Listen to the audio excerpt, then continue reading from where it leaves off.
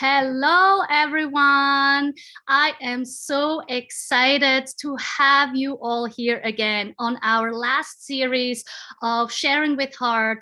And today's topic is grief and loss. And so I'm super happy to have these beautiful women here with me today and to talk about this very difficult topic.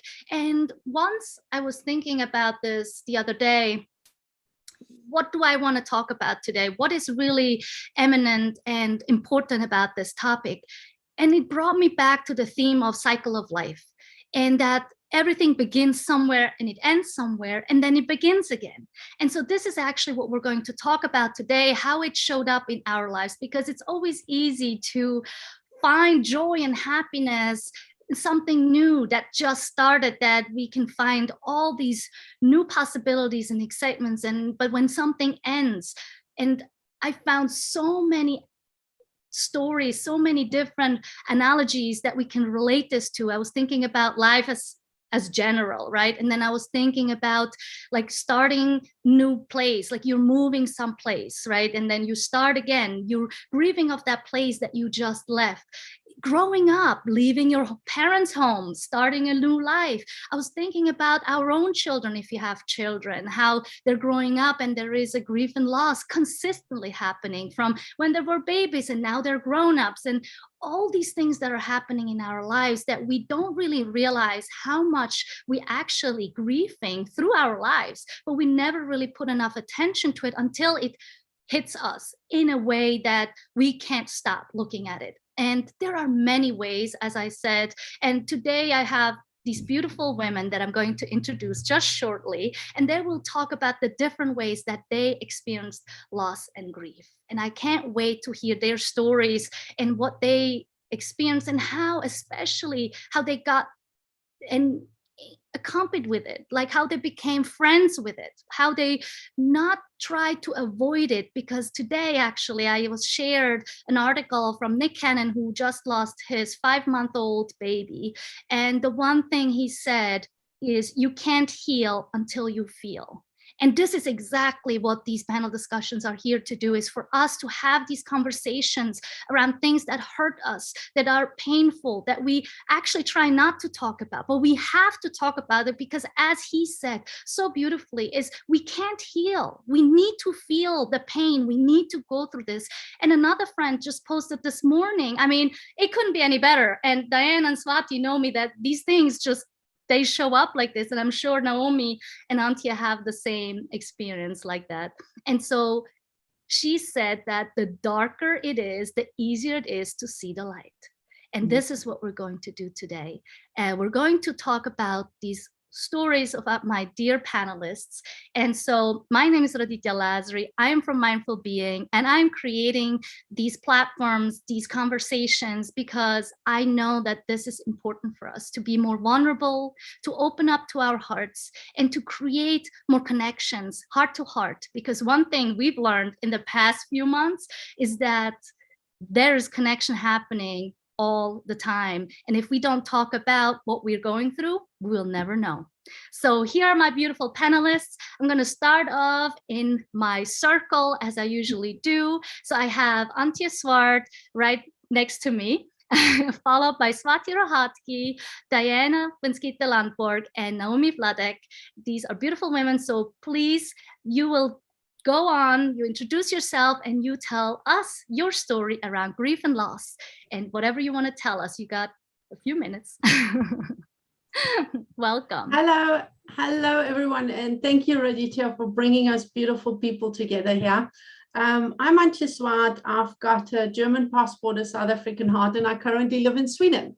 Okay, and amongst lots of things, being a coach and a therapist, my story of loss is quite young, actually. It's about 6 months or 7 months. I don't even know. I don't count.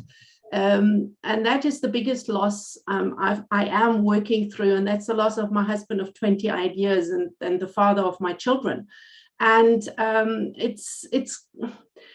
it's been a very interesting journey because I see myself as a very conscious, aware person and very spiritual. I can connect to people in other realms or souls or energies in other realms. And when you're in that situation, yes, it does help you a little bit, but no, it doesn't help you at all, because that comes the human factor and being the human and having the human journey and experience. And my biggest challenge was, I don't even know if it's a biggest challenge. Yeah, probably the loss of identity, because we've been together for 28 years, which is more than half of my life. And all of a sudden I'm a single woman. It's like, I don't want to be single, you know. Plus the whole practical things, you know, of extra income, need to grow the business, you know, day-to-day things. There's a pair of hands missing. There's a companion missing in the house. So the loss of my identity as a wife, right, and all that comes with it. And also what I found very interesting to experience is the physical pain, which was far different than when my mother passed away years earlier. And the whole story of how we are chemically addicted to our stimulus and our outside, because obviously my husband triggered certain emotions in me, which I craved at times and I enjoyed and everything. But now all of a sudden I don't have that stimulus. So really that heartache, I really felt as withdrawal symptoms, because where do I go? You know, where do I go to get my fix of whatever, you know, being together, what loving partners do.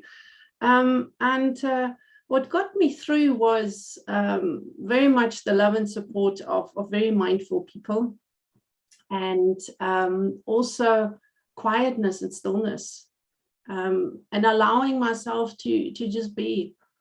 And interesting, the more I cope with the day-to-day life, the more I find myself vulnerable and sensitive now in different environments. I think it's just because I've become so okay to feel that I can dwell up with tears in the oddest moments, right? And it's okay for me. And it's actually, once again, it shows that every tragedy has got the seed of greatness, and vulnerability is the ultimate form of strength. I'm never embarrassed when I cry.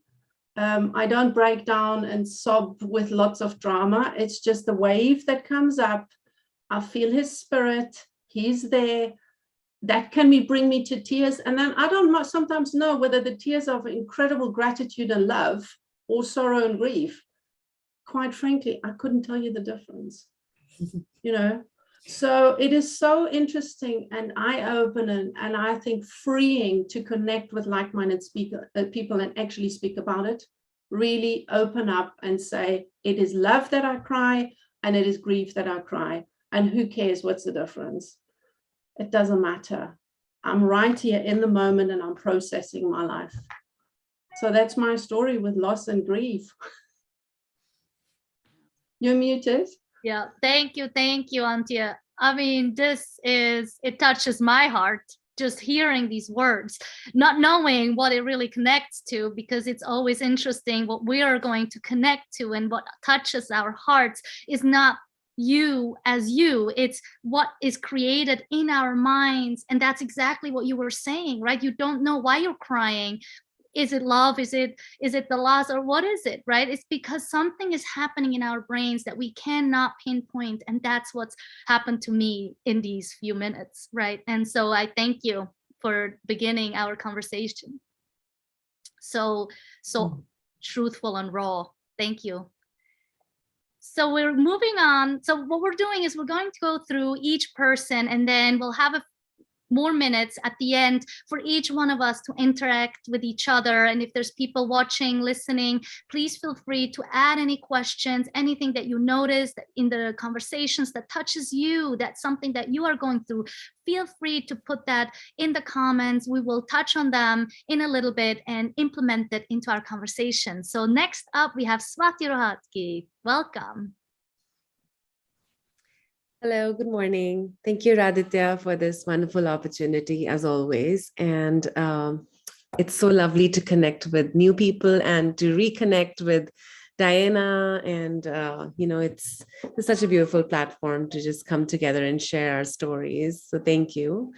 So for me, when I think of grief and loss, I can totally resonate with, am I saying your name right? Antija? Antija, I'm sorry. It's Antje. Antia. Okay. Antia. So the J is silent. Perfect. Okay. So I can resonate with the loss of identity part because with me, I went through postpartum psychosis and depression. And that I did not realize how so let me backtrack a little bit. In our Hindu mythology, in Ayurveda, we believe in three energies that we are born with, and one is called the creator energy, one is called the preserver, and the last one is actually, a lot of people identify it as the destroyer, the Shiva energy, but to be honest, it's more like a transformation. And I looked at it more as a destroying energy. I was like, okay, this is it. My life's over. I have lost my identity. I have lost my dreams, my visions for motherhood. But I slowly and surely, when you come to terms with things and when you see what new doors are opening, I realized this is not a journey of creation. This lifetime for me is a journey of transformation.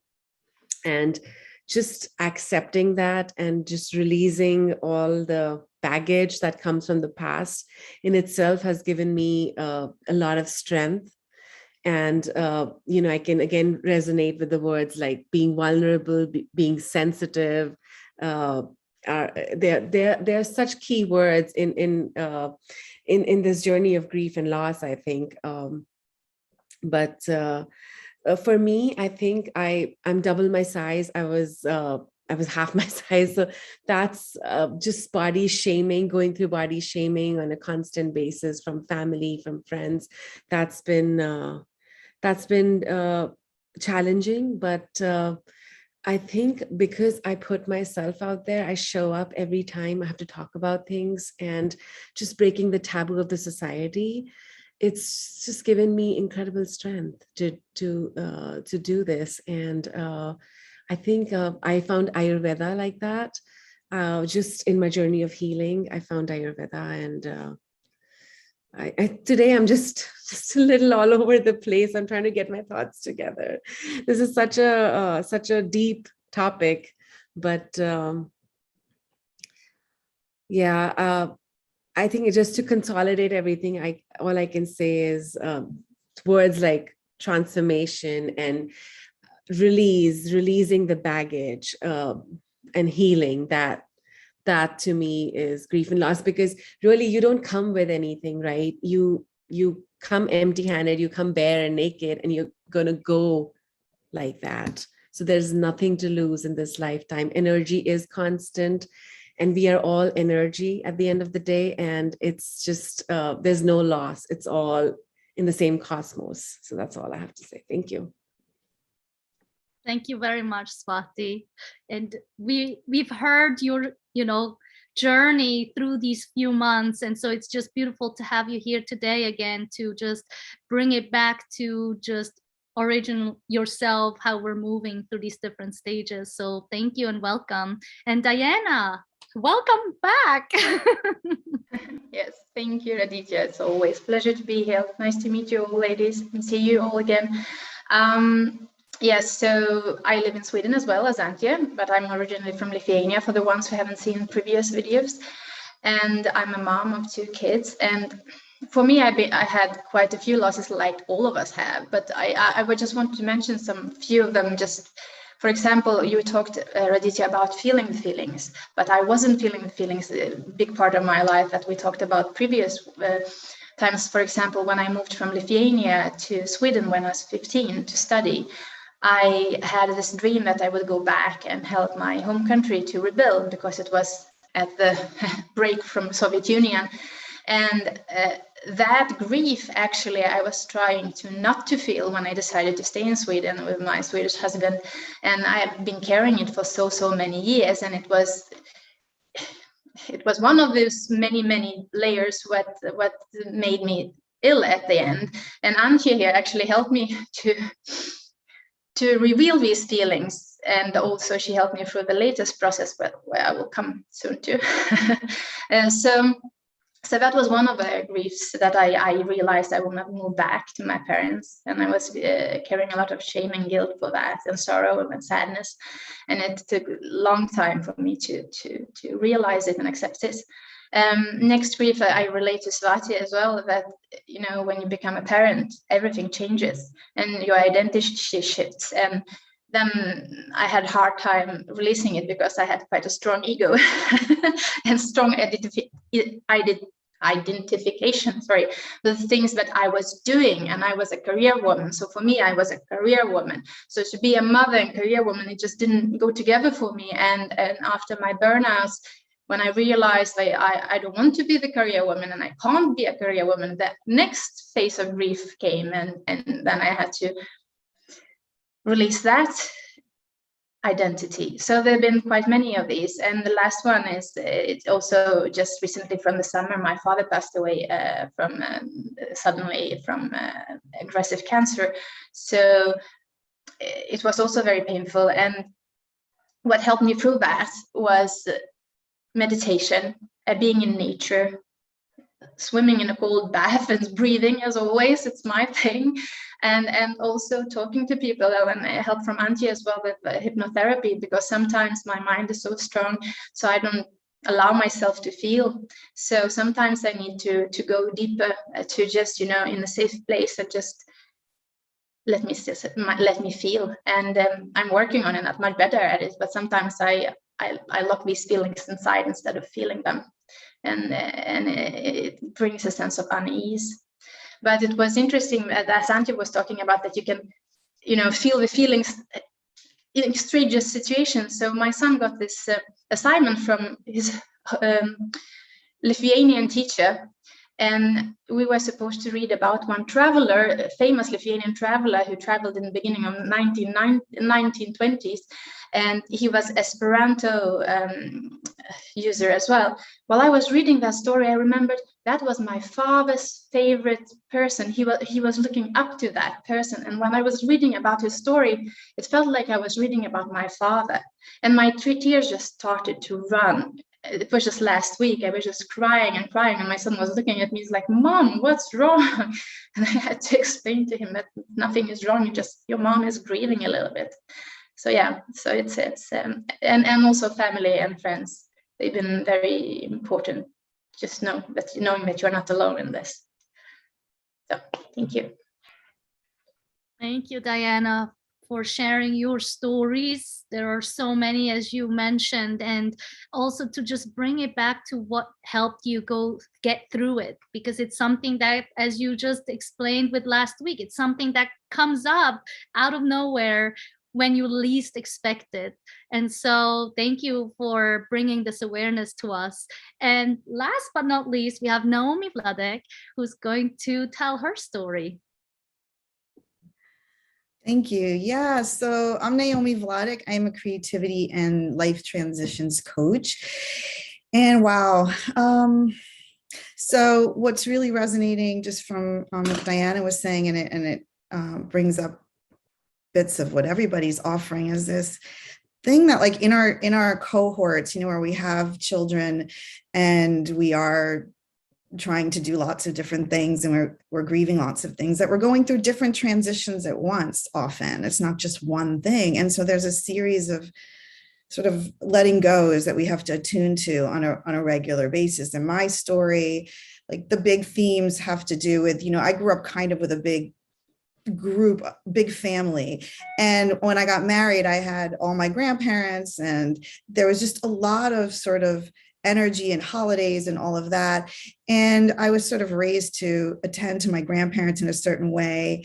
And when my dad died, when my son was 3 months old, after having gone through a health crisis, or just at the end of it, and my daughter was 3, And that was my first real, like, multiple transition kind of colliding at once, where my father, who I really held up high, passed, and then my mother's interest in grandparenting shifted dramatically. So I felt like I also lost her, because I remember saying when my dad died that,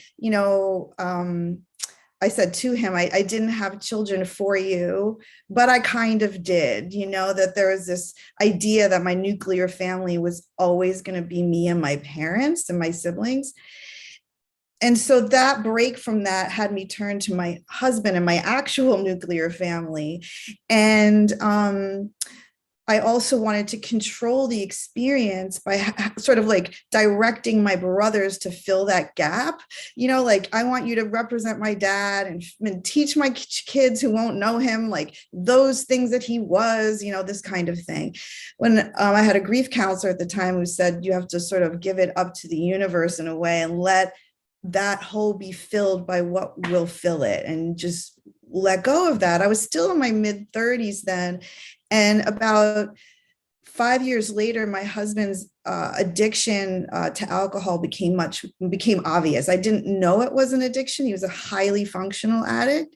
So I think different than Antia, I was with my husband for 29 years, and as well. And he was so functional. I had no vocabulary for addiction at that point in my life. I hadn't ever encountered it before. So I didn't know, because he was so functional, of what I was facing.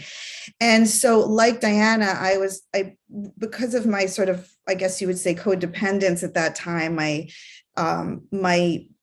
dissociation between my mind and my doing and thinking person and my body and my feelings just kind of became very extreme, very divided. And and so I did try to control a lot and fix a lot. Just looking at my notes for a second, because this is where I get, I think, like Swati, just a little overwhelmed. And so one of the things that was the experience after he died was that the spiritual journey, I thought, had a lot to do with being the only witness to my children's beauty. And that brings up, I think, it came up this sort of, there's this beauty and this deep grief in it. Like, I see my children's beauty and I'm overwhelmed by their beauty and their sweetness and their gifts and everything they're doing. They're teens now, so they're not always that beautiful. Sometimes they're a pain. But I also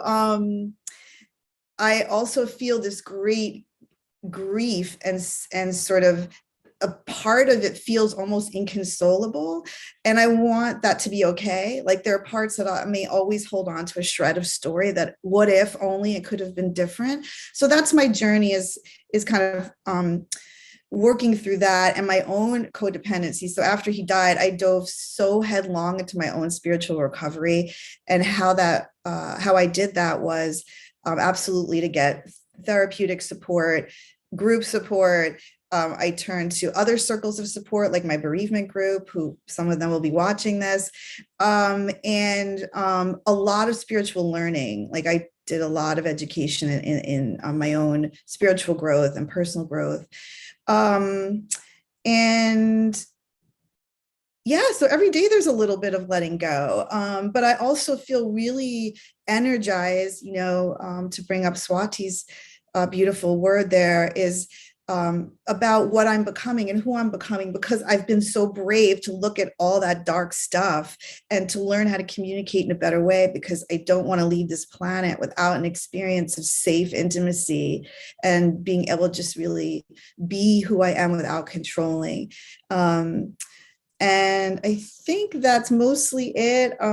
Yes, I crave empathy, and I have to make sure I go to the well that can give it, and then ask for it in a way where it can be delivered in a way I can receive it. So not looking to people who can't provide empathy. And yeah, I'm just grateful for the journey I'm on, because it was sort of the gift. I think someone said that it really is the silver lining of his loss, and in some ways his greatest gift to me and my kids. Yeah. So thank you. Thank you. Thank you very much, Naomi, for bringing us all together. And yes, the silver lining we find everywhere. And it's the beauty of life, that it's all about turning the leaves on both sides to see what else is there and to really open up our conversations, because this is what I've been learning throughout these past few months, is so much more is hidden underneath our awareness. There is so much more in our subconsciousness happening, evolving, that we have no clue about until we start talking about it, and then everything starts to connect and it makes more sense. So I'm so glad that you all are here sharing such different stories, and yet so many commonalities that bring us together. So this is the moment where we can all come together, interact with one another. What have you heard what someone else has said? Because as we're going around, only the person followed by the person prior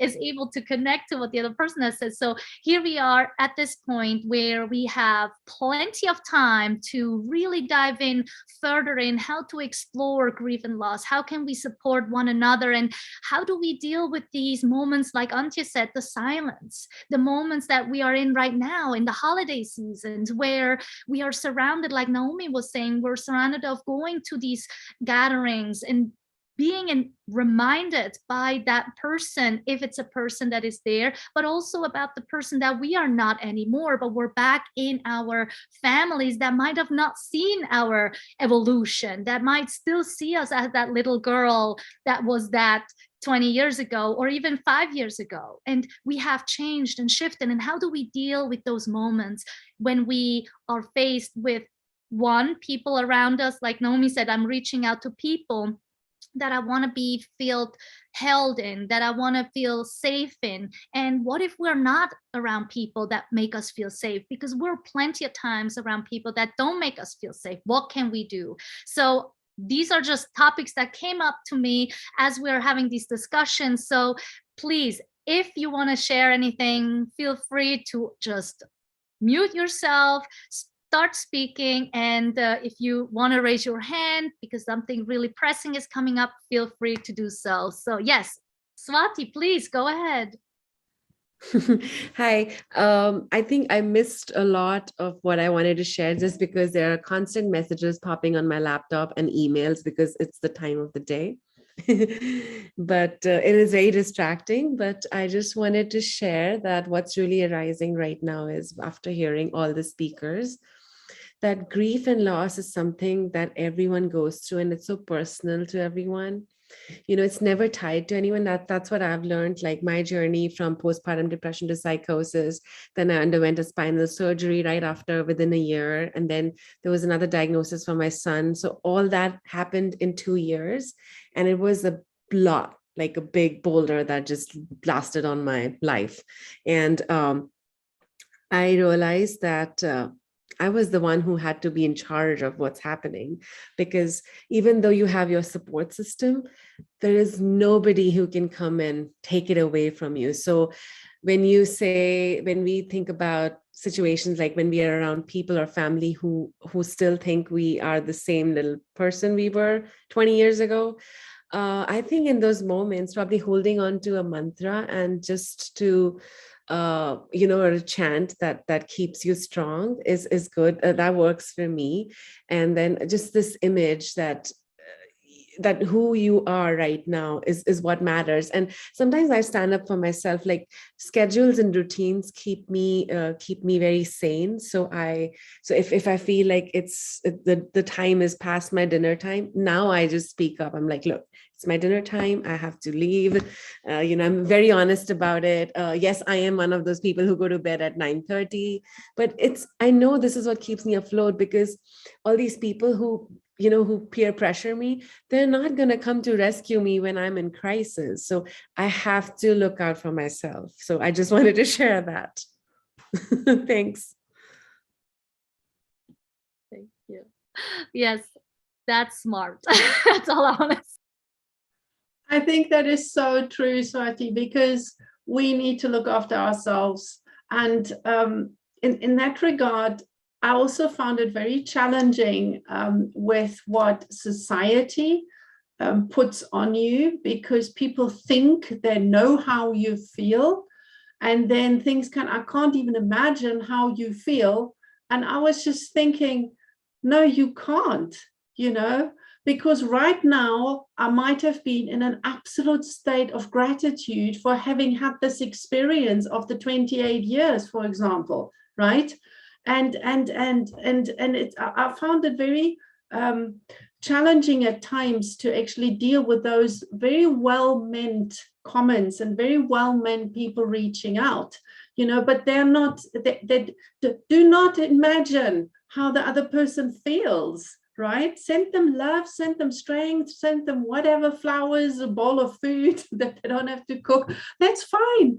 But don't come with your sorriness and your drama and then assume that the other person goes through this, And with that, the self-care, Swati, very much, I just totally isolated myself from a lot of people and stuck to the people that get me, that understand that you can feel incredible gratitude and sadness at the same time, because they're the ones that kind of rescued me, okay, simply just being there, okay? So self-care, I think, is so important, to be in those moments, to really say, okay, now is my time.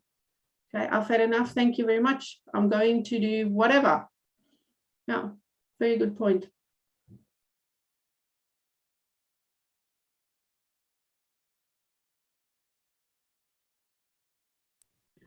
I'll jump in here. I really appreciate that.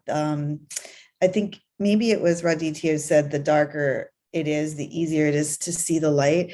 And I really had that experience with a friend this week. Sometimes we meet this threshold finally where we do know that we're the woman in charge of our lives, and that, we grow ourselves up in this way. Well, we had a husband or we had a father who was the dominant, or, we ourselves put ourselves in a position of being second or helpful or this. And at some point, we're just not being served to the point of tolerance. Like, we've met our tolerance, and for some of us it was extreme. It's like we had to have extreme discomfort in order to say, wait, I get to be in charge of my own choices, and whether it's going to bed at 10:30 or saying no, and learning how to say no, and all of the complexities of this journey. And one thing, there's a lot of taboo in the journey of loss. Like, there's this story that there's lots of stories, but for me, and I think I would be remiss not to say it because it was such a big part of my journey, and it is taboo to talk about, but as widows, a lot of us experience it. And Anji, you're just, I don't know what your experience is, but for me, because I had a lot of anger and a lot of pain around, I'm sure you have anger as well on some level, or some pieces of it. I mean, Eric's addiction made me feel a lot of feelings that when Auntie, you said that the something about the letting go, not knowing how to be in this new space, and grasping, that's, there's this emptiness, like I forget the word you said, but it was about, like, I crave his love, and the hit I got from these wonderful things I got. And I think when I craved that familiarity, so we're talking about letting go of what's familiar. And so when I craved that, I felt this libido kind of shot in me. So it was like this anger and libido, or this somehow like this craving needed to be fed. So I really did act out a lot. I was with one person for 29 years. And then there was this period of, like, I felt it was really attached to anger and libido. So without getting, that's a whole other discussion, but there are, just to say that there are a variety of ways that when we go through that transition path, how it can be really messy, like any evolution or transformation. And in a way, I had to go in a certain route. I had to have certain experiences, as horrible and as, like, really difficult as a lot of them were after. I'm grateful for them, and from my own learning, and from the support I got to really unpack a lot of that. because it was complicated. I didn't really understand a lot while I was transforming. I didn't have great insights all the time. Yeah. So thank you for that. Can I jump into that, Naomi?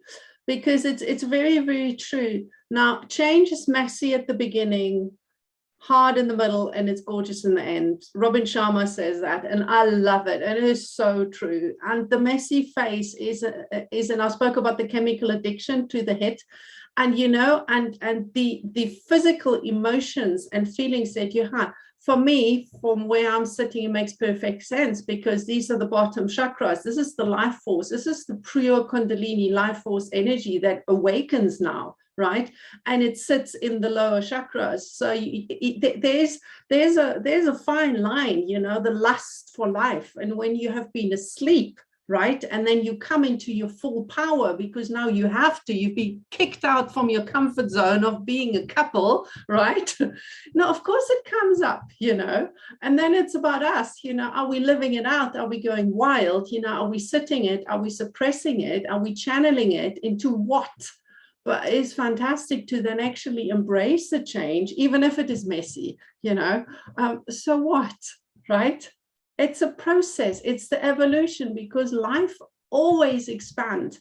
You know, life always wants more. We are never satisfied. I'm so grateful. Thank you for that. I've never heard it like that before. And I would love to have more conversation with you. That was beautiful and really served me. Thank you. Yeah, you're most welcome. Let's connect afterwards, definitely.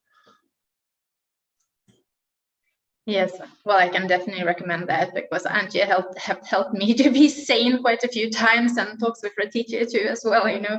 But really, it's helpful. And well, what should I say to that? Yeah, I wanted to say that it could be really painful, and it could be really messy, and that's important. What I said even before. Don't hold back that pain, please, because I've done it for so many years, and it made me sick, really sick. I burned out twice. I got in deep depression. I've been sick for 9 years. So it's not worth it. I know it's scary, but it's better to be brave and actually feel those feelings, but know that they will go away. But because they do, if we let them, not when we hold on to them, or when we try not to feel them, because then it gets really hard. And for me, except all the things I mentioned, also my family really was helping. I remember after my father's funeral, we were all eating dinner with quite many of us, with all guests, and then the guests left, and just the closest family stayed. My husband and my kids were unfortunately not there, but I felt them in my heart. But I knew my brother and his family, and my mom and my cousins and aunt. We were just sitting there, and you know, this amazing feeling where you sit with people and you just feel safe, and you don't even feel the need to talk. You just, you know, sit there, and then you talked, and we actually even laughed, and we talked, and we remembered things, and we just, and you know, it was so relaxed, and I don't know, it just felt so peaceful, and I was so grateful for that. And old me would be like, oh, how can I laugh at my father's funeral? But this new me felt like, yeah, and why not? I was grateful for the life he was living, and for everything that he gave me, and that he had a beautiful life. And then yeah, my tears. And then that he shared it with us and gave us imprinted in us this joy for life, and joy for adventure, joy for travel. And yeah, that's grateful. I'm grateful for that. Yeah, that's it for me. Thank you, Diana. Thank you so much for opening your heart and you know, connecting to that experience. I remember working with someone who was telling me when she dies, she wants to have everybody wear colorful clothes and play the music, It's Raining Men. So, you know, it's just talking about how to view this cycle of life, right? And it's us, how we view our own life in that matter, and how we celebrate life and how we welcome it. Because if I think back of the story of Nick Cannon and losing a 5-month-old child, I don't know how painful that must feel, because it's been only 5 months, and I'm thinking about when we do lose someone in that way physically, like 2 or 3 of us have shared. It opens up a different way of how we relate to life, that we are not just living to live. We are actually, it's a gift, as we mentioned before. It's a gift for us to see life as what it is right now, to really celebrate each moment, to really understand that it's in our hands, in our minds, in our thoughts, how we want to proceed in this. And yes, it's going to be messy. Yes, it's going to be painful. And yes, it's not going to be always glitter and gold. But what it is that we can connect to our hearts. We can then find peace in this moment, right now, with everythh that comes our way, be it what society calls good or bad. I mean, if I look in the dictionary, and vulnerability is defined as weakness. It's not a weakness. We keep hearing this, that it is a strength. And I just received the book from Brene Brown, Atlas of Heart, and I only read a few pages. I haven't gotten into it, but it is certainly an atlas. It is a heavy darn thing. It's not a light thing to take. But what I learned from what I have read in her books, it's all about opening up our hearts. And this is really what we need, is to connect to these moments where we don't even know inside out anymore. We don't know, as Antje started our conversation today, what's grief, what is joy, what is gratitude, what is what, because we don't need to define it. We don't need to make meaning. Just because humans, our brains want to make meaning of things, we don't. This is something I hear from all of you, is that we need to accept what is and to just welcome how it shows up without having to explain it. We don't, setting boundaries, taking care of ourselves, we don't need to explain it. We can just say no. We don't need to have a whole other paragraph explaining why we said what we said. We can just say, I don't want to talk about it. And that should be it. And if we want to talk about it, then that is just it. We don't need to explain it. And it begins with work things. It begins with making someone feel better about it. I mean, again, Antje, I don't know how many more times I'm going to reference to you, but it is really like, how do we relate to what somebody is saying to us? And how do we, you don't know how I'm feeling. We all have no clue. I don't even know how I'm feeling, right? So how on earth are you going to know how I'm feeling? So yes, it might be helpful for sometimes getting input, but it's very difficult. And like I said in the beginning, after Antje was speaking, what I learned over the few months and years since I've been in this path and passion around mindfulness is that reality exists the way we perceive it, the way we create it. And having some creators and creative people in this room, any moment can be recreated however you want it to be. If you want to be sad, but be sad. Don't make excuses for being sad. So I don't know if this sparked any other conversations in any of you, that maybe in your life you've had the urge to explain yourself and realize maybe, you know what, it's okay. Yes, Naomi, please. Yeah, thank you for that. I think for me, and I think for many women, or women I've experienced this with, is, we tend to want to take care of other people. And so in those conversations, we'll tend to allow, we'll let them make their guesses, or we'll take care of them, right? Instead of stay on in our own experience.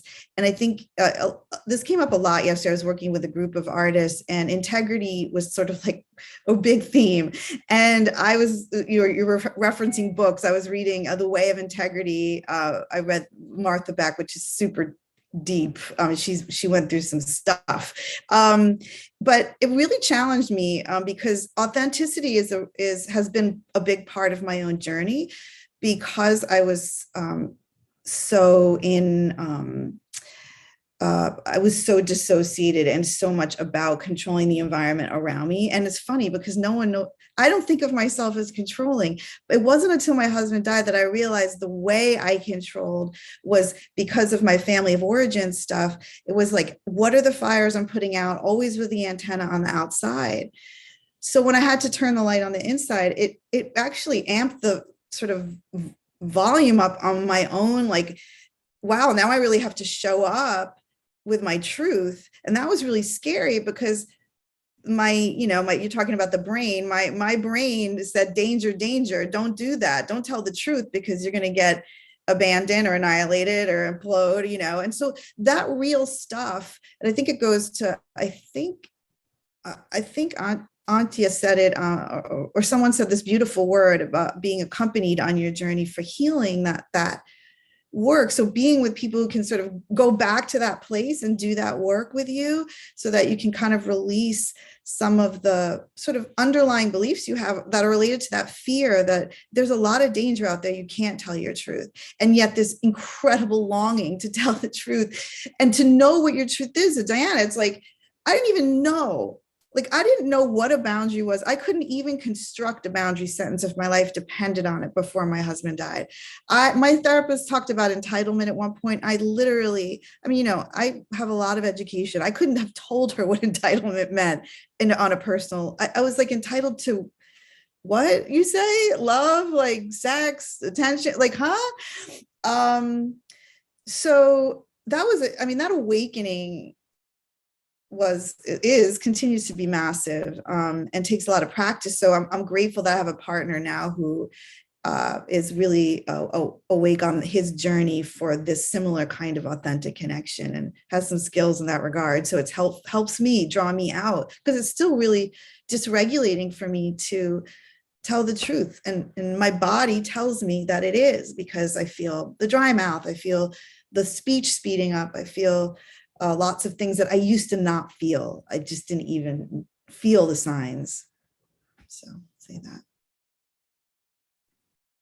That's beautiful. Feeling the signs. This is a wonderful way of, like I was just saying the other day, for me, like, Diana and I had lots of conversation on anger. So we found a new companion in our conversation on anger, which we'll touch on more in a different conversation in the future, which now I found we got a group going. And so, yeah, it really is opening up and connecting to these parts of us, and then knowing how they make us feel, and when to have this alarm signal like flashing red in front of us to give us signals like, okay, you're getting into that space now. Feel your body, notice the temperatures in your body rising. So it's a good time to pause. So I think that's one thing I tried. It like I wanted to create something that can really resonate with a sign, like a big alarm sign, in front of me, blinking red. But yeah, I have to carry with me all the time. So yes, Antje. I can tell a story there about loss from a total different thing. I'm about to lose my heat pump. Okay, so it is way past the normal life expectancy, and it's been giving me trouble, right? And for 2 days, I'm trying to find a mechanic, and I got availability mid of January. All right. My heating is still going to work, but it is going to just throw the electricity bill out the roof. So now it's a little bit stressful, So this afternoon, I felt the signs with all the other projects and with everything that's going on. Okay, time for a break. So I just cuddled up with my cat on the sofa, closed my eyes, did some breathing, Diana, okay, did some deep breathing and let it all go and just connect it and let it go. And the absolute moment where I felt that peace of trust in life itself, I heard my heat pump kicking in. I was like, wow! So I went outside and it was working.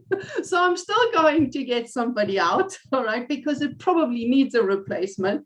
But that for me was just a moment, because for 2.5 days, it's not working. It's not kicking in, right? The moment I felt that peace, let it go in gratitude for a fully functional heating system, it kicked in. So there we think we lose something and then we'll find something again. And what did I lose? You know, the stress about it. What did I find? The absolute trust that life has got my back. Yeah, so I thought I'll share that. Oh, this is beautiful. This will bring me towards the end of our day. This was a beautiful ending. So please, everyone in here, share one more thing. And Swati, don't worry about your son. He's just fine. Hello. He probably doesn't even care. So let him run around and hello. And let him do his thing. So please, you can go in a round and just share one thing that you're taking away from here, something that is just lighting you up in this moment. Yeah, I'll just jump in and say, yeah, I'm just feeling super supported, and a lot of love and just connection. And I'm just really grateful for this honest conversation. I could just put on my comfy clothes and just sit here for the rest of the day. But thank you so much. Look for, yes. I know I wore, all right. Yeah, I'm going to go put on comfy clothes now. But yes, the universe is benevolent. And that is a big, thank you for that ending, because we can only exert so much effort until we have to surrender. And I love when that magic happens. It's really confirming. So thank you for adding that.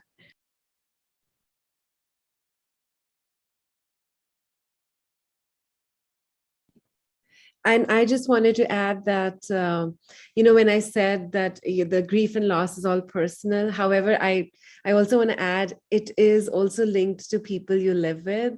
If you go through something, they go through the same thing on a different level. And I feel like when you grieve together, you connect better. And going back to what Ante said, that, when you can express gratitude, you can cry, you can experience the joy, and all that should happen around the holidays, I think. And that's when the connections and the bonds get stronger. So I think on a personal level, you do what you have to do for yourself. But I think grieving, there's a strength in grieving. There's definitely a huge strength in grieving. So, yeah. So just connecting with everyone, connecting with people who love you, support you. It's so important to have some tears and have some smiles all coming together. Thank you. Thank you. And yes, thank you for this beautiful talk. And I just wanted to say that you also mentioned, Antje, that we have loss, but after loss, we can find something new or maybe better. And that's what if you talk about it, I kind of realize that even though through my sickness, I'm actually very grateful for it, because I found so many new things. I learned so many new things. I'm healthier than ever. I'm more joyful. I'm more grateful. There are so many things that I grew from it. And the same with my father's loss. Of course, it's sad, but there are other things that growing up, and we as a family, me and my husband, the kids, are going even stronger together. And there are so many beautiful things that are coming out of it. And I think we have, how our brain works, it looks for the negative stuff to protect us. So just training, to see the good things, the gratitude, and be grateful for things helps us, I think, to go through the grieving and loss process as well. Just to remind ourselves of things when it's bad. Of course, we should feel the feeling, but then also remind ourselves of the good things that we actually have, and curiosity for what it might bring now. So thank you. Thank you. Antje, do you want to share one last thing, or you wanted to have your story as your last share? Okay, if I share one last thing, every tragedy has the seed of greatness in it, in equal or bigger size. Napoleon Hill says that. And it is so true. You've just got to find it. Sometimes you think you're buried, but maybe you've just been planted. I love that saying. I love it. So this is the end of our conversation today. I felt a lot of love, a lot of heart, and just vulnerability is a strength we need to cultivate, to expand and share it with other people. And so thank you everyone for being here, for sharing all your hearts and everything that you experienced in life and welcoming it as it shows up in your life and just moving through it and seeing all the beauty that comes with it in a new beginning. And so thank you very much for being here, Ante, Diana, little guy, Diana and Naomi. Thank you so much for being here. It was my pleasure.